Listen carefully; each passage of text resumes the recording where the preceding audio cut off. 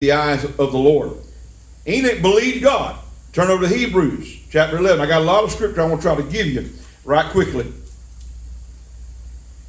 Hebrews chapter 11. The great faith chapter.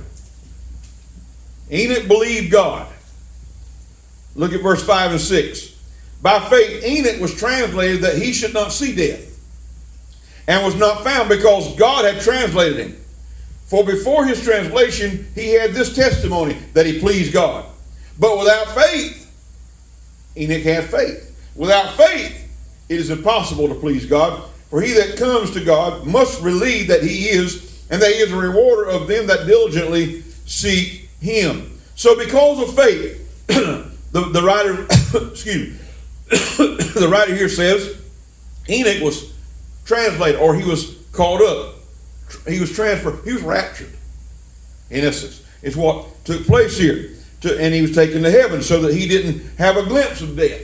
Enoch didn't taste of death. He was not found because God had translated him. For even before he was taken to heaven, he received this testimony, the Bible says, and that testimony is still on record, that he pleased God. He was satisfactory to God. Well, how did he please God? By faith. The next verse says, without faith, it's impossible to please God. So that tells us that that's how Enoch pleased God.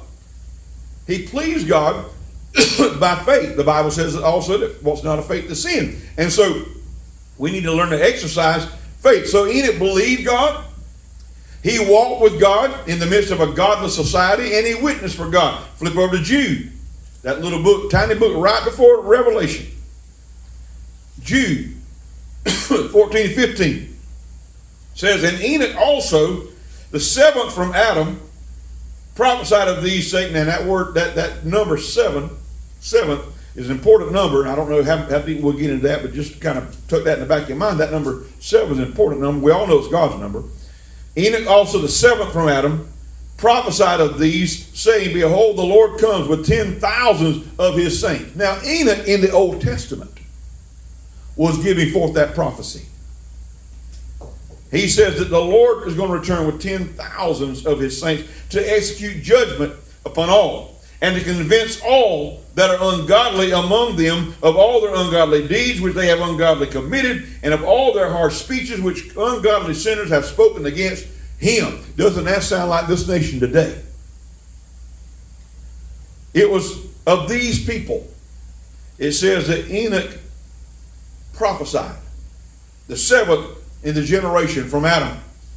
He prophesied. Adam's seventh generation. He prophesied. And when he said, behold, the Lord comes with 10,000s, with myriads, 10,000s of his saints, way back in the Old Testament, before they even had an Old Testament. Before it was, matter of fact, when Enoch was here, they hadn't even begun putting together the Old Testament. That was in the way back. And he prophesied of the Lord's coming. The Lord's return, the Lord coming with 10,000 of his saints.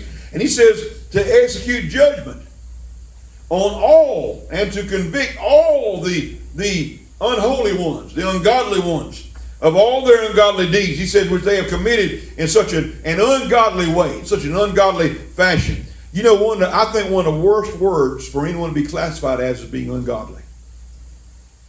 That's one of the most disconcerting words. I don't have words to even describe that word ungodly. To be classified as ungodly, to be known as being ungodly. And these ungodly ways that they have, and of all the severe, abusive, jarring things, he says, which ungodly sinners have spoken against him, against God. And, you know, last week I watched several debates between some of these college professors. I can't call their name now, but Kent Hovind. The man is really very intelligent, an anointed man, but very intelligent when it comes. He debates creation with evolutionary so-called evolutionary scientists and teachers and professors and things like that. And I'm here to tell you, he really leaves them in the dust. I mean, he absolutely decimates them. And most of them I've seen, they always have a paper they're reading. They always have a paper that they're reading. Ken Hovind, now he's got his materials there, his PowerPoint and all that stuff, but very rare is he looking at a note to read it. This man has got it down. And I enjoy watching those debates. But in one debate he was debating this lady. And she was going, because he believes in, of course, divine creation. In